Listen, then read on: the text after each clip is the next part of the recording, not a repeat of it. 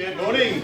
Hello everyone. Hi. It's already a surprise because actually people have shown up, so already I'm kind of, oh dear, realising at this moment I should actually probably prepared something. So apologies in advance. What you might see is that what I tend to do is I have some slides. They will probably say one thing and then I will start rambling and bumbling on about something completely different. So if that happens, sort of try and direct me back to what I should be talking about, and maybe we'll actually cover some things about wingsuiting rather than my daughter, drop zones that I hang out at, parties, that kind of stuff, and we'll actually try and find out some useful information.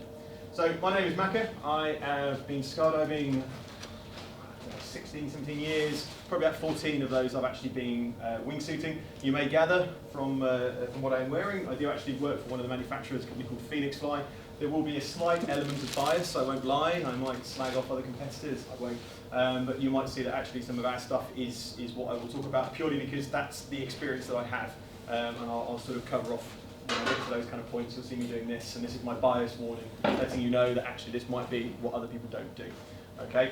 I was asked by the BPA to give a seminar on wingsuiting, and it's a bit of a wide, broad spectrum topic. There are loads and loads of different things that I could talk about. However, to make it sort of as open as possible, so that as many people could come and actually listen to me sort of drone on about a particular topic, I've decided to try and keep this quite basic. So if just a quick show of hands, who here already wingsuits? Okay, who here has got their wingsuit 2 out of you guys? And who you guys have got more than 200 wingsuit jumps? Okay, so we've got some experience in here. Cool. Okay, so some of this you might zone out of, some of it you might find interesting, and then at the end we'll have a bit of a question and answers topic. So if there's anything you want also covered, if we've got time, we can talk about those bits and pieces and go through something that might be also additionally useful for you.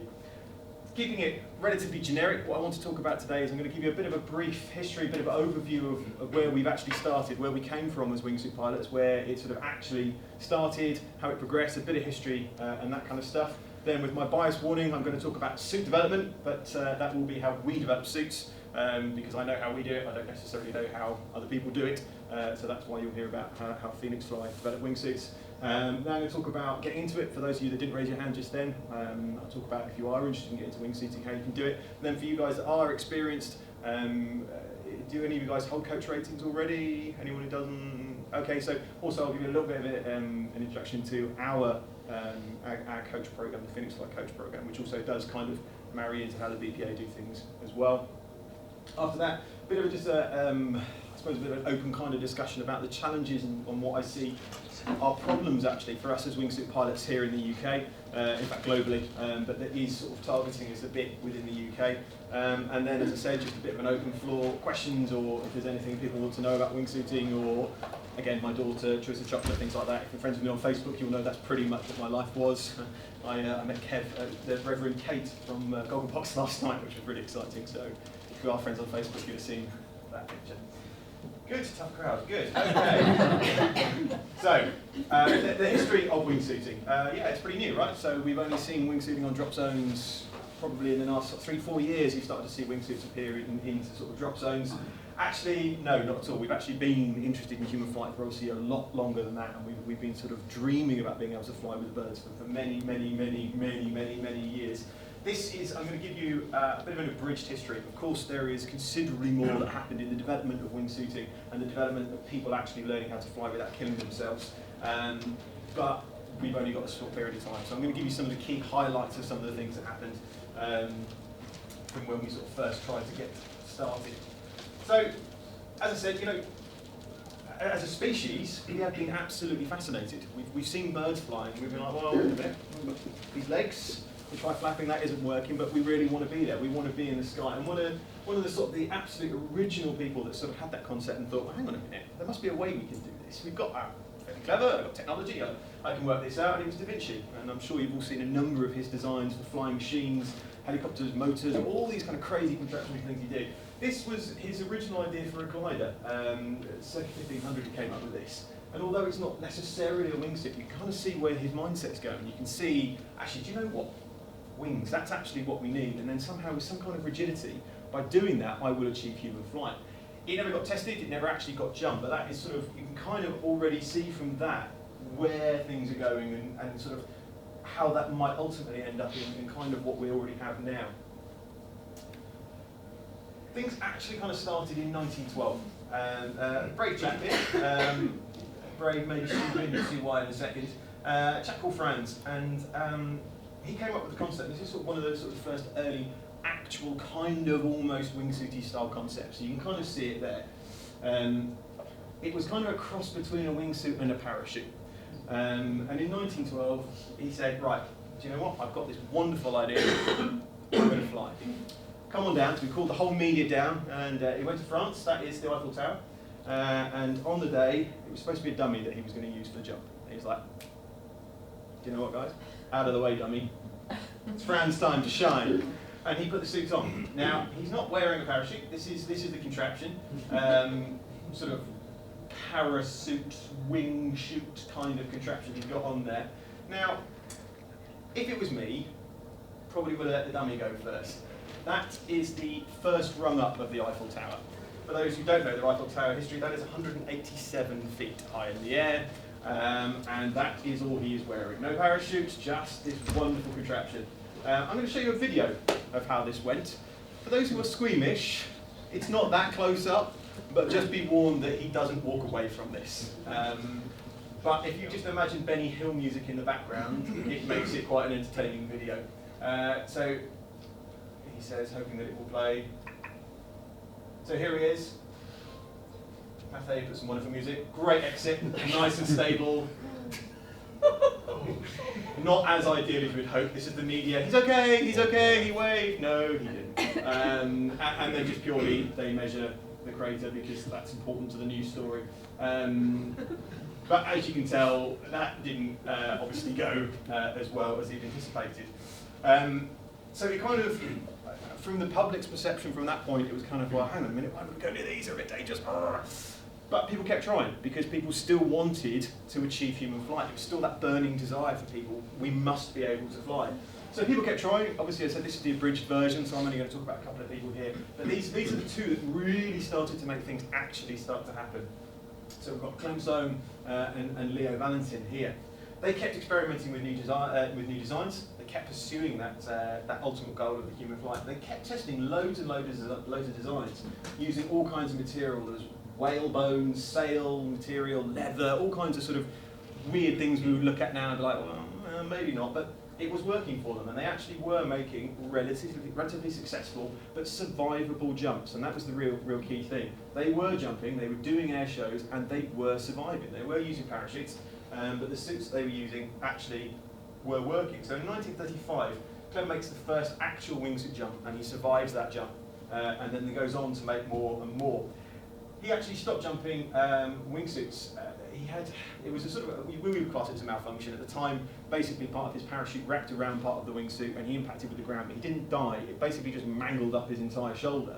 He went on to continue jumping and ultimately died at, I think it was the opening of Gatwick Aerodrome, weirdly. But stopped wingsuiters. He actually didn't die through wingsuiting, which is quite miraculous for most of the people who were trying to wingsuit at the time. And then Leo, he continued to jump. He actually did die in a wingsuit accident, but at the time he was jumping a fixed wing, so not necessarily like sort of the more fabric-y type of wingsuits that we're more accustomed to now. He clipped it on the side of the aircraft and then sort of couldn't recover, wasn't able to deploy a parachute, and sort of that was kind of where it sort of ended for him.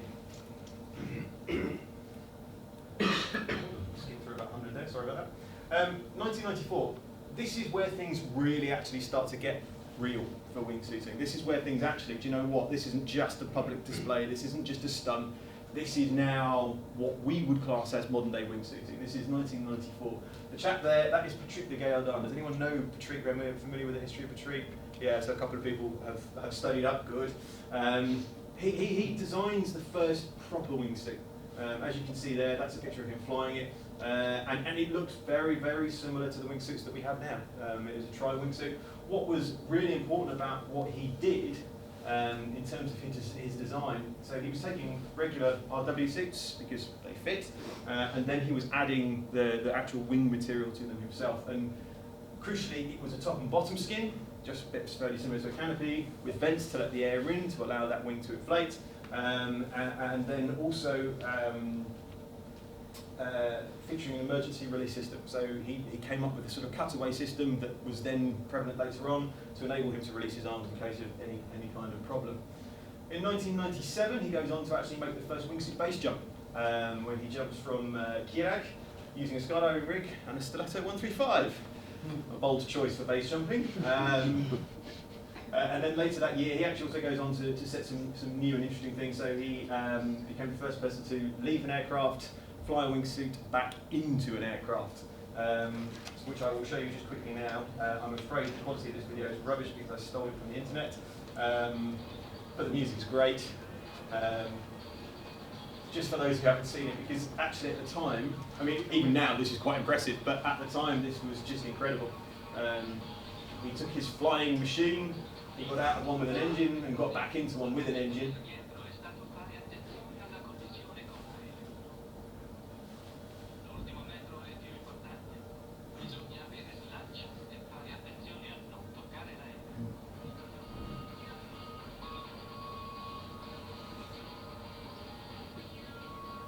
This is a slightly shorter version. There was a lot more drama about, oh, he missed it, he didn't make it. He missed it, he didn't.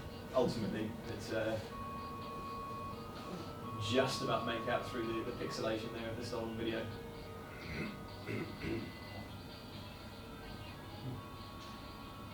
But you can see from that already, that is very, very similar to the wingsuits that we still fly today.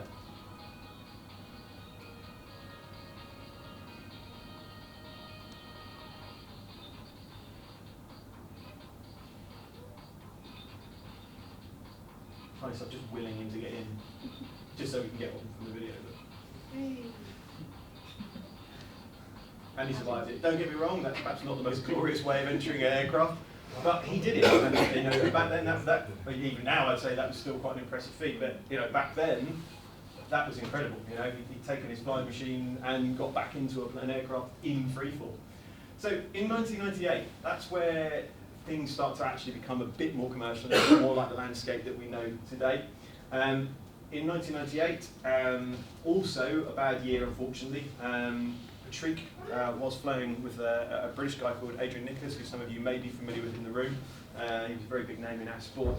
Patrick was flying, they were having a two-way because Adrian had started to get really interested in the suit designs that Patrick had been working on, so they were flying quite a lot together. Unfortunately, during one of those jumps, Patrick has a malfunction, and because he had been modifying his rig in certain ways, and I won't go into the full details of it, he wasn't able to deploy a reserve parachute, and unfortunately died on that particular jump. In this year, however, as I say, the marketplace sort of started to become almost a little bit more commercial. Decaying Rags created a wingsuit based on Patrick's design, which you won't really have ever seen anymore, and I couldn't even find a picture of it.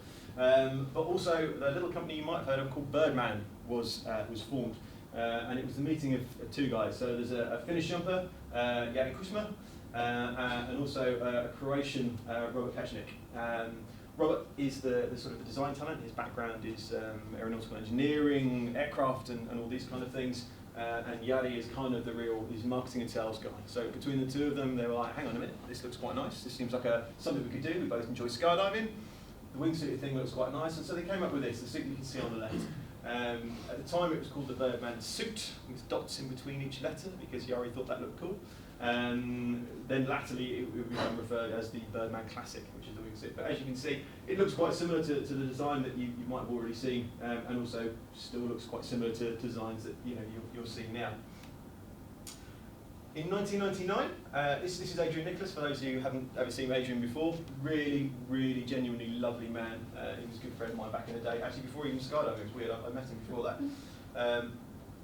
Using the suits that he was still using and sort of amending Patrick's suits, and in 1999 he sets a world record for wingsuit flying. He flies 4 minutes 55 seconds, covering 7.5 kilometres from an altitude of 35,800 feet to be specific, and that's a record that wouldn't then get beaten until 2005. Partly out of respect, actually, there was quite a few people that thought they might challenge it, but ultimately Adrian dies.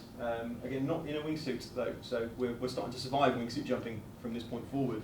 Adrian actually died in a canopy incident a few years later. Also in this year, another company starts to form, one that you might be familiar with.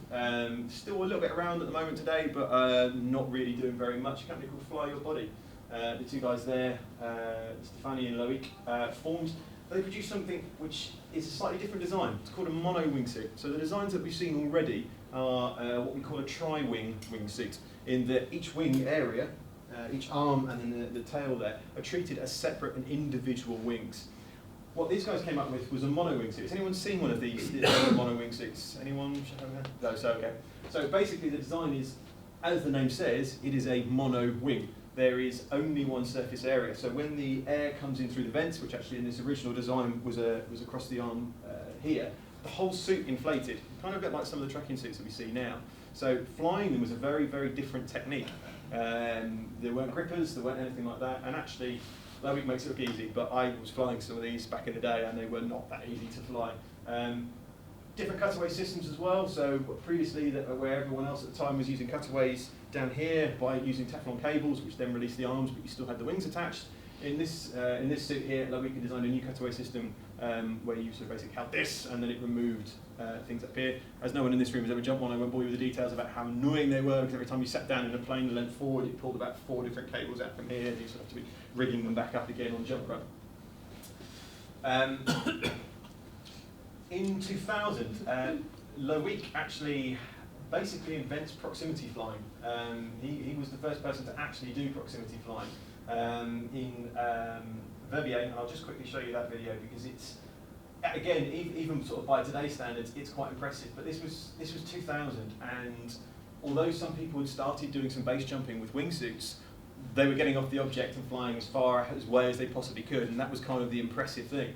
Loic said, well, actually, do you know what? I think I can probably down the mountainside there. And so from a helicopter, he exits, and I'll just show you the video, because bear in mind, this is, you know, nearly 17 years ago.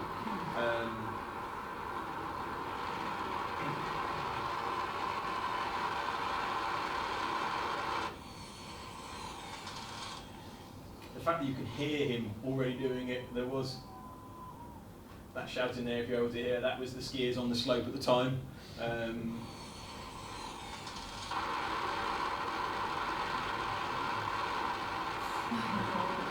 This isn't in a great big wingsuit with loads of range. This is in one of those very small mono wingsuits. This is utterly incredible to be able to do this at the time. You know, the shadow that close. And then the idea is obviously that he would then fly off into clear airspace to be able to deploy. He keeps playing a little bit longer. Because why wouldn't you, when you've discovered, actually, hang on a minute, I survived that, I'm wearing a camera. And off he goes and then deploys. So that was absolutely incredible at that time. To give you a little bit more of the sort of the abridged things that happen between sort of then and now. In the year 2000, Birdman realised, well, actually, people are starting to buy our suits now. Yadi and Robbie were going around to drop zones, basically with a boot full of wingsuits, saying, "Hey, come and try these." You know, there wasn't really anything more than that because it was still such a new thing and it was still very much in its infancy. So when people were sort of trying to learn on their own, if Yadi or Robbie had left the drop zone, it was kind of like, yeah, get out, sure you'll be fine, cool.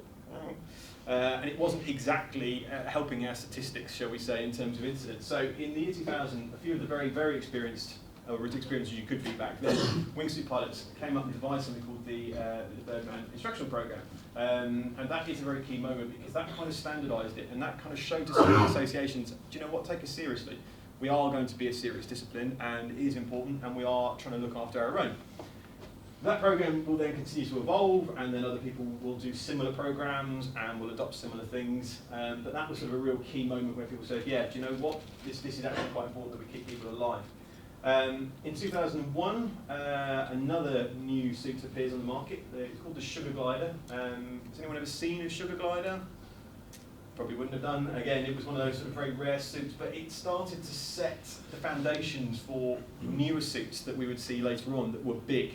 The Sugar Glider, which will later become the Glide System 1, kind of introduced the prospect of actually, well, wings have sort of gone from here to sort of here. Well, why don't, if they go from here to here, down to the ankle, well, we've got bigger wings now. They were terrifying to fly, utterly terrifying suits to fly. But we started to get the idea of, hang on a minute, actually, do you know what? We can start to make these suits a little bit bigger. In 2002, the Herp Boogie in Sweden. That was one of the first wingsuit specific event, and it was kind of like, do you know what? Yeah, now we are a bit of a serious discipline. Now we are going to be taken a bit more seriously, and that's where people started actually to start doing wingsuit formations. Before it was kind of like you probably were doing solo wingsuit flights, or you might get out with a buddy at the end of the day, and that was kind of where wingsuiting was. But now it's kind of, well, hang on, no, I want to do wingsuiting full time. That's what my discipline is. So how do I start flying with other people? Because the RW guys are doing like 15 ways. Why can't we? But there wasn't really the capability. So that was kind of the first pin in the map of, yeah, no, we're serious about this, and we want to do some formation flying. Obviously, the most important thing that happened in 2004 was my first wingsuit jump. And there I am, looking awesome. That was a Birdman Classic at the time, as you saw from the early ones. Only slight boring difference for those who really care is there are 2 zips on the front of the suit, not 1. Not that interesting for anybody. In 2004, also sort of a big year for the sport. There's the bias warning going off. Jari and Robbie part ways, and Robbie leaves and starts up his own company. Apologies for guessing what it's called, but that's when Phoenix Fly starts. Birdman will then continue to sort of sell some suits, but Jari was really the more marketing and sales guy. So the suits that Birdman then sort of continued to sort of put out were still fairly similar to the ones that had been there before when Robbie had been designing them, but they had new colour stripes, or like a funky zip down here, or a couple of poppers and things like that. But in terms of actual performance of flying, they didn't massively evolve from generation to generation. So Robbie starts his own company, Phoenix Fly, and is then starting to design his own wingsuits and releasing them obviously from that brand. A little bit more, just some of the history that's sort of happening. 2006 sees more growth, there's more market interest, people are now more interested in wingsuits, it's starting to become a bit more of a mainstream discipline. We see a company called G-Wings appear in the market. Again, they sort of disappeared quite quickly, but that was the Glide System 1, which I mentioned, which was sort of where we suddenly went, hang on a minute, we can have bigger wingsuits, they might scare us to death, but we can actually start to consider maybe a bigger wing is something that we can start flying. A couple of other companies sort of crop up and disappear. Of note, Jeff and Tony Suits, sorry, they sort of come into the market as they sort of see there is some potential commercial gain, as everybody else was at the same time, and that's where we start seeing Tony Suits developing wingsuits coming onto the market. Fast forward quite a bit, we get to 2013, and some tiny company called Squirrel, never heard of them, they show up onto the market as well. And that literally is sort of the fairly abridged version of wingsuiting, sort of how we go. I will invite questions if anyone has any questions at a particular point. I might not be able to answer them, but if anyone has any questions sort of on that sort of a brief history, excellent. Either means you're all asleep or I've got one comment. I remember that, you know, the video you showed of the snow of Louis. I remember being at a World Meet, I think it was 99 or 2000 or whatever, and they played that as the launch video. It was the first showing of the video to the whole of the, I mean, all the skydivers across the world. You can imagine how many people are there, and they put it up on the big screen, and we had never seen anything like it before, and we just stood there and we just could not believe what we'd seen at that time. It was just so unbelievable. If the likes of Facebook and YouTube had existed back then properly as they do now, that would have been an absolute viral hit. It was the first time it had ever actually been done, as you said. I remember seeing it like, just over and over and over again. So as I say, that is sort of an abridged history of wingsuiting as it is. I'll talk to you just briefly now sort of about suit development. Here's my bias warning again. I will talk to you about how we develop wingsuits at Phoenix Fly, because I don't necessarily know how other people do it. I'm sure they do sort of fairly similar techniques to the way that we do it, but sort of this is how we do it. Realistically, designing a new wingsuit is quite difficult. We know what works. We know how wingsuits kind of form, so we know that the structure is kind of already there. The slight difference when we looked at a mono wingsuit, well actually they're not that brilliant. They're okay, but getting really good performance out of a mono wingsuit isn't really there, so we're still looking at 3 wings, 3 basic wings, sort of there. So what we're kind of looking is is more evolution rather than revolution, revolution rather with each suit. On the left there, that is Birdman S3. That was the last suit that Robbie designed when he was working at Birdman. And then on the right, this is the latest suit that Robbie has designed, which is the Vampire SU, RU possibly, I'm not sure. Robbie keeps adding letters to it whenever he keeps up with a sort of new prototype. Just for anyone who's interested, that's what this suit looks like. And as you can tell, if you remember the photo of me before in my tiny little classic, this is quite a bit bigger. I'll leave it there if you want to have a look at it. Have a little look. So what can we do? Well, we can look at wing profile. We can look at how the wing is shaped. We can look at how the inlet design works, and that's really important, especially on base jumps and things like that. We need the suit to inflate, and we need the suit to inflate absolutely rock solid and stay inflated and inflate very quickly. So we look at the design of inlets, and those kind of things have changed very much over the years. We look at leading edges. So now we've moved on to adding a sort of fairly firm, rigid foam leading edge there, which helps with the wing, again, creating that perfect wing shape. We aren't ever a fixed wing. We are not like an aircraft. We can't make it perfect every single time. That's not how we do things. We are imperfect. So we have to be able to address that balance of being able to fly, and that every human is different. We are all slightly different shapes, so they're all obviously custom suits, but at the same time, we have to be able to adapt, because my flying style is going to be slightly different to Brian's flying style, and different to everybody. We all fly ever so slightly different. So how can we accommodate that best? And those kind of things that we have to look at. Some of the things there you might notice on the toes here of this wingsuit, we've started adding fins. This is a Vampire, so just to give you a very brief introduction to how our suits work, we start sort of down the bottom with a suit like this. It's a sort of Phantom. And as you can see, the surface area of that wing is considerably different to the surface area of that, and that is down to performance and the way that it flies and things like that.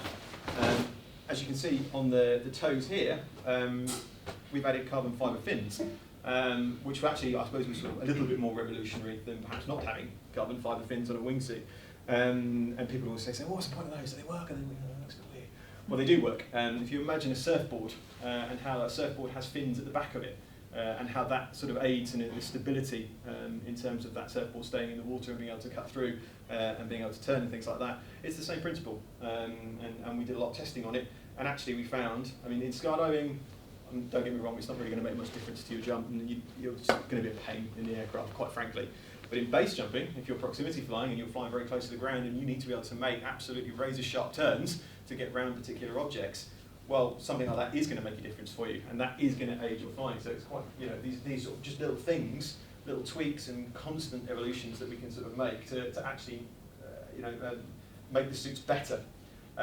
We've looked at things like cutaways, for example. So the old suits, if you remember some of the pictures there, we sort of had cutaways here which would release your arm, but you still had this inflated wing attached to it. So, we moved that, and we put the cutaway along the arms here. Again, it's just sort of little tweaks that we make and sort of eke out more performance and more tweaks. But what we have to kind of do is we sit down and sort of say, well, what does the market need? At the end of the day, we are also a business. What are people doing? What are they doing within the sport that they might need something for?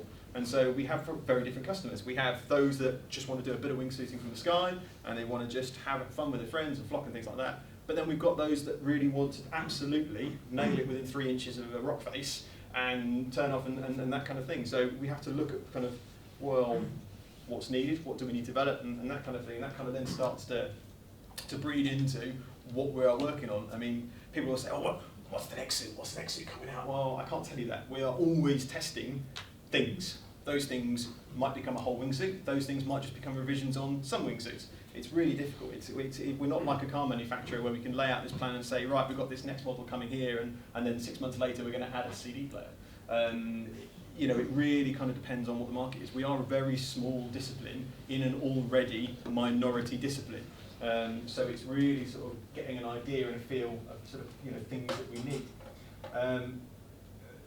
With that evolution, even if you just sort of look at base, for example, it used to be in base jumping, we found the exit point, jump off, and we fly as fast as we possibly can away from the object in a straight line. Well, now we sort of look at it and go, well, yeah, good, right, straight down, and now we're flying through gullies and mountain bike trails and things like that. Well, that's an evolution, and earlier suits wouldn't manage that very successfully. Loic in his suit, he wouldn't be doing those kind of things. So, what can we do? And that's where we start ending up, with suits like this. So, how do we actually do that? Well, first things first. Robbie, who is our walking brain and a design mega guru, starts sketching things out, starts drawing out ideas of how that suit might come about, what it might look like. Then we start cutting parts of suits, so we can start looking at different templates and different bits and pieces and how they come, and we start making prototypes. You see on the right, that's in the factory there, the good old hairdryer has come out. That allows us, we're just testing the vents on that one there, just having a look to see how that wing would inflate and making sure that it's going to do what we need it to do. In this case here, we need that wing to remain absolutely rock solid. And as you can see from there, from wingtip all the way down to what would be ankle if you could see it, we know that that is kind of working. So once we've started to get a prototype, we test again, and then we test some more. Each design is tested a lot, an absolute lot, and then we make revisions. We'll test something from aircraft, we'll test something from cliffs, and we'll see, well, hang on a minute, maybe this feels a little bit weird, how can we tweak that a little bit? We'll tweak it, we'll then make another prototype, we'll then do loads of jumps on that, and then we'll keep repeating that process quite a bit until we're absolutely happy with the product that we've come up with. For some of the big sort of the high-end premium suits, if you will, so things like this, the Vampire and things like that, we have done wind tunnel testing. And as you can see there from the top, that's Ciano, who's kind of like he's basically the sort of one of the lead test jumpers and things like that. Here he is in a horizontal wind tunnel, and you can see we're sort of analysing the data of where the airflow is going over the wings and things like that. But as I said before, we are not a rigid wing surface. We can't, we can get a nice idea from putting a wingsuit into a tunnel, but that doesn't necessarily say that's how that suit's going to be flown by somebody else. It doesn't necessarily say that that is the perfect condition, because we don't fly in perfect conditions. If we're jumping from a cliff, the wind might be coming from a slightly different direction, or things like this. So we can't, negate for everything. So that's really why we have to go back and actually fly the suits. And so we will go and fly it some more, and we will fly it some more, and we will keep trying until we find one that we absolutely like. However, for those of you who might have already seen on Facebook, we have a wind tunnel now. A wind tunnel that we can put wingsuits in and actually fly them. If you haven't seen this yet, I would urge you to go and have a little look on Facebook, the internet, and all those various locations, because this, I'll be brutally honest, this is something I never thought I'd ever see in my life. I didn't think this was ever going to be possible, but it's been something that's been worked on for a little while now, and actually it really works. It is a vertically inclined wind tunnel that you can actually fly a wingsuit in. This one here is actually the proof of concept wind tunnel, which we have proven to work, and it's now currently being stripped down and is being built into the proper wind tunnel, which will open this September. It's in Stockholm. If you've got any interest in this tool, I would genuinely suggest going and have a look and booking some time, because it is going to be incredible when it's all opened. The idea is that absolute people who've never even jumped will be able to put wingsuits on. Initially they will be tethered, so they will actually be attached, so they don't just sort of fly off and ping around the walls. But after some training and some coaching, then anybody will be able to fly a wingsuit, which I think is absolutely incredible. It does kind of ruin my old saying when people used to say, why do you like wingsuiting? Well, it's the only discipline you can only get good at by jumping. Because I used to get angry at people in wind tunnels. Well, yeah, okay, that's screwed that now. But yeah, so we have been testing some of our new designs already in this tunnel. We are very heavily involved in the project. It is our suits and things that will be in the tunnel. I'm seeing a hand. So I can't tell you the exact sizes, because I don't know off the top of my head. I do know that we were able to fly tight two ways in this tunnel, but this is only the proof of concept. The actual tunnel will be much bigger, and we probably say 3 or 4 ways might be possible. But you will be able to turn in, transition on the back. Oh yes, yes. So once it's up and running and working, we will, there'll be considerations for artistic competitions in the tunnel. It will also be suitable for tracking and angle flying, which is quite cool. But definitely wingsuits. Yeah. Do you see this having the same impact on wingsuiting as tunnels have had on FS? I think we're going to start seeing, so even though we've been around quite a while as wingsuiters, the discipline is still in its infancy. We don't share the same competition status, for example, as FS and things like that. So actually, I think this is only going to help things because we're going to have more people who are possibly interested in competing in some of the disciplines that we have, but can also go and practice. It's with FS they can spend thousands of hours in a tunnel, which brings up the whole competition standard level. At the moment, wingsuiting, you've got to be in the air a lot, and especially in this country, we all know how hard it is to necessarily jump lots and lots and lots in this country. So I think it will help. Genuinely do think it will help. Has anyone started talking about opening one here? Funnily enough, a lot of people around the world who own tunnels have been trying to get the technology, but so far it's going to stay where it is. But there are cheap Ryanair flights to Stockholm, so I suspect you're going to go, aren't you? Yeah. So anyway, once we've done some testing, then once we think we've got the absolute final suit, we will give that to a small group of sort of very close, trusted friends that we know are jumpers. They will jump those sort of final revision prototypes, and once they go, then will actually finally release it and bring it to the market. So basically, we just keep testing, keep revising, and then ultimately we will sort of bring it to market. Where would I be without telling you about our new suits? We've just released 3 new suits. One of them is not up there because it's so new, but essentially on the left there we've got the onesie, lovely name for it. This is a high performance tracking suit, and if you look at the sort of design of it, actually it's got almost 2 cells of a wingsuit on it. So it's designed for obviously base tracking, but skydivers I think also it's been on the market just a very short while, but already we're seeing people flocking in them, which is quite cool fun. The big thing obviously is that there is no restriction on your arm, like a full-size wingsuit. If you want to see one of those, I do have one down on the stand in the main exhibition area. Also, Magister, which isn't on this screen at the moment, that is a suit that sort of sits just above our Shadow, sort of the smallest of the suits, but below the Havoc, if anyone is familiar with our product line. It's kind of designed for lighter pilots that want to jump with heavier pilots in bigger suits, if that makes sense. And then finally Strix, which is the suits there you can see on the right hand side, which is it's a high performance suit, not necessarily as high performance as this, but it's great for doing things like XRW and performance flying, performance acrobatics and things like that. Sales pitch over. So, as not everybody in this room has done wingsuiting, the fact that you're here kind of gives me at least a bit of an insight that you might be interested in wingsuiting. So, if you aren't already aware, the BPA requirements to wingsuit in this country are 500 skydives overall, or 200 skydives within an 18-month period, and now a TR1 sticker, which is quite a new addition. So those are sort of the requirements. You also have to be able to show competency, obviously, flying belly to earth. An interesting debate I had someone about whether we should introduce FS1 at that point. It's starting to get a little bit too many hurdles, I think, for actually flying a wingsuit. Flying a wingsuit isn't that difficult. Genuinely, is not that hard. But if something starts to go a little bit wrong, experience will only help you. So if you are considering getting into wingsuiting, what I would urge you to do is not look at the minimum requirements, but do as many jumps as you possibly can. Keep adding jumps. More jumps will only help you. But don't just focus on tracking and thinking that tracking is what's going to make you this excellent wingsuit pilot. Tracking for sure will help you because you will be looking at the ground and looking at navigation and things like that, which are techniques that will help you within wingsuiting. But if you came to me as an instructor and said, hey, I've just done 100 solo tracking jumps, I'm ready to go, I'm going to say, no, you're not, because you haven't necessarily learned anything. Concentrate on doing 2, 3, 4 ways, but on all axes. Do some belly, do some free fly, do some tracking, but work on flying relative to other people. That kind of skill is going to much better prepare you for actually putting on a wingsuit. In this country, we start with stickers, BPA stickers, and the first one, of course, is the Wingsuit 1 sticker, which basically covers off your first flight, so being taught how to fly the wingsuit for the first time, and then it's about 3 jumps, assuming you sort of achieve the sort of required objectives on each jump, and then from that point forward, you can fly 3 ways.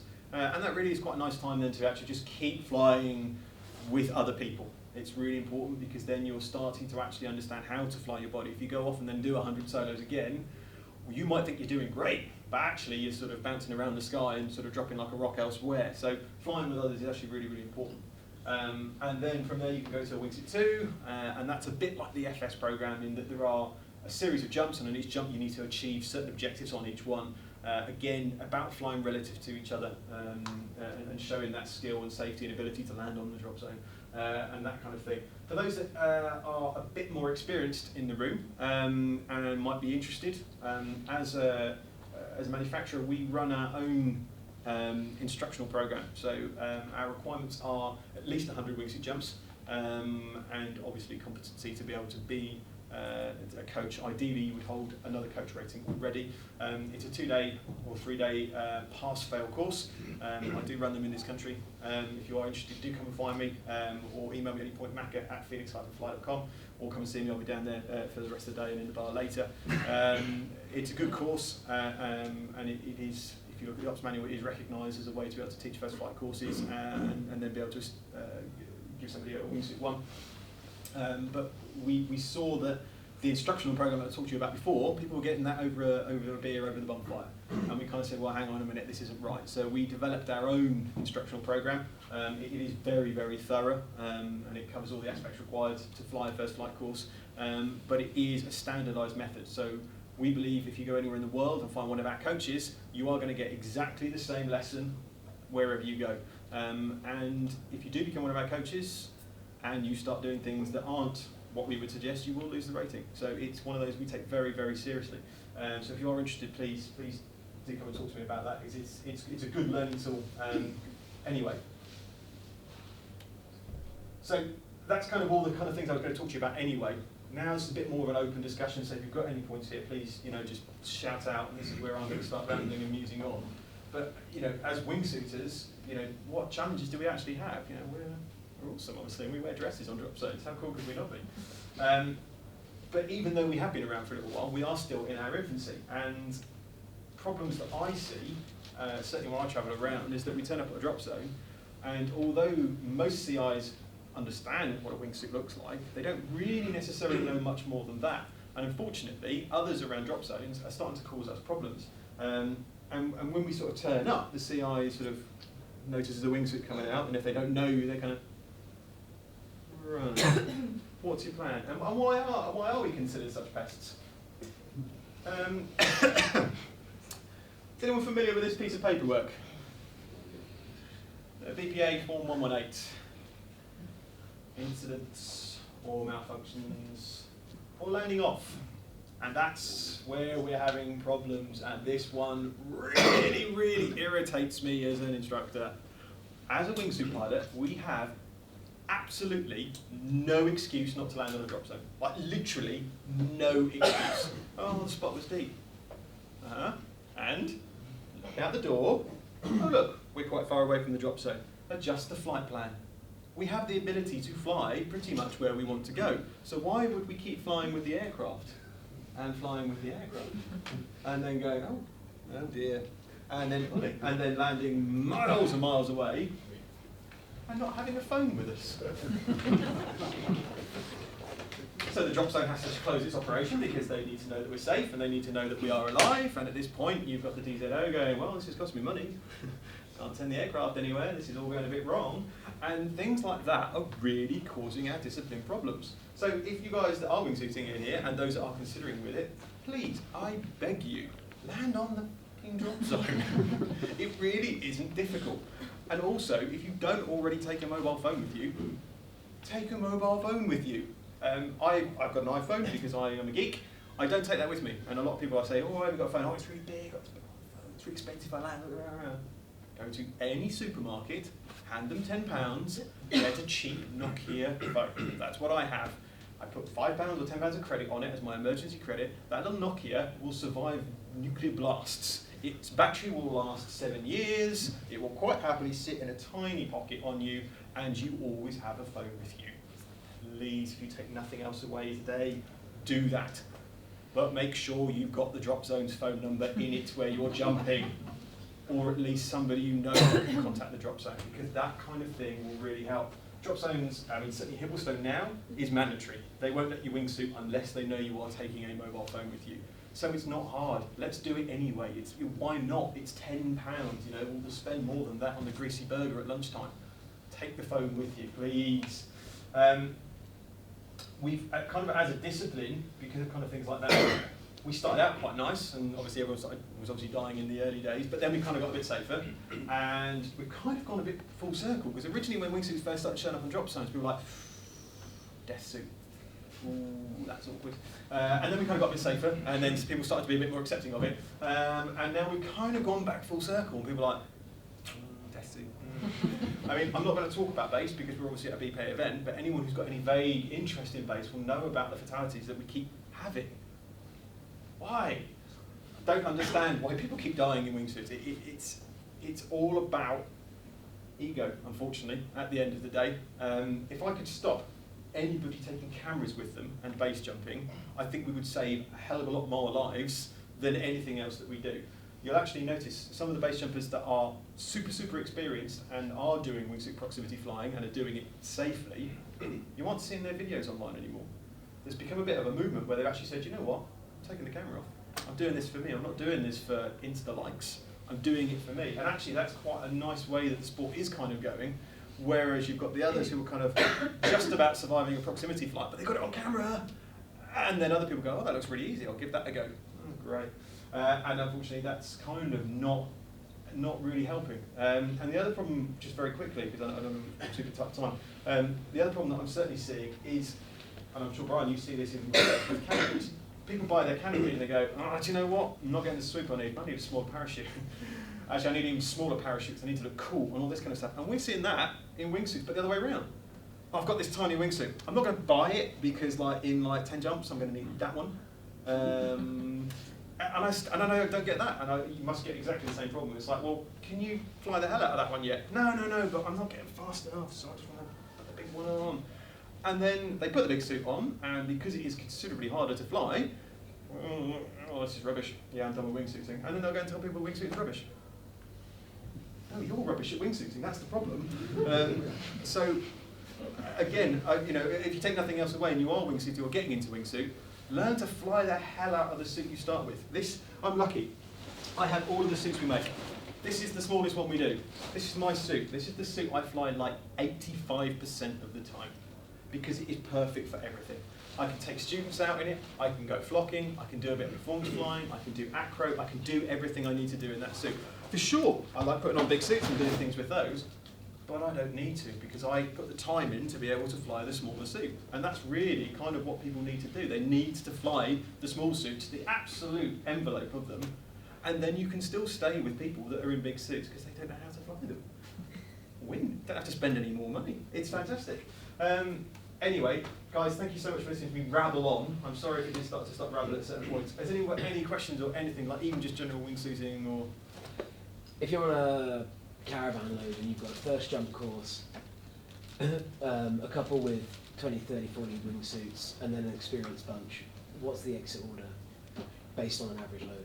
Pretty much what you've just said. In that order, I would put the first flight out first because they're likely to cover the least distance. Then I would put them experienced, the most experienced. So they're all going out last? Oh yes, yeah. So don't let any other drop zone, and I've heard this before where drop zones have said, oh, wingsuiters can get out middle or they're going to go out before the high pullers. Always last. Always last. Why would you put them out before high pullers? So After five. So your high puller comes out and their parachute snibbles and snibbles and snibbles. There's a good chance that they could end up in the same airspace. This is probably a discussion we should have later. Yeah. We'll have it later. Yeah, okay. Anyway, I'm going to tell you, we should always get out last. But you would alternate directions as well. So your first group would come out and maybe take a left-hand pattern, the next group would come out and take a right-hand pattern, and then keep going. But the beauty of flying a wingsuit is we don't need to be out the door like everybody else because we adjust our flight plans, or and we're also going to cover out a lot more distance than sort of your flat fly coming out. So we can take our time. There's no need to rush in the door with all our groups.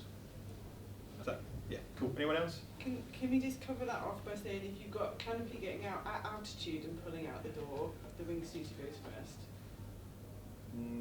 He doesn't agree. I disagree with it. Oh my god. we can have this discussion later. It's all good. Okay.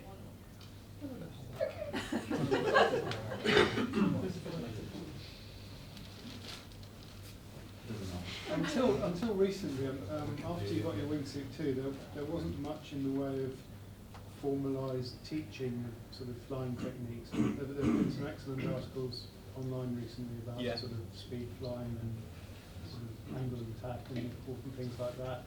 Is there any sort of move to formalise that and start teaching it to people?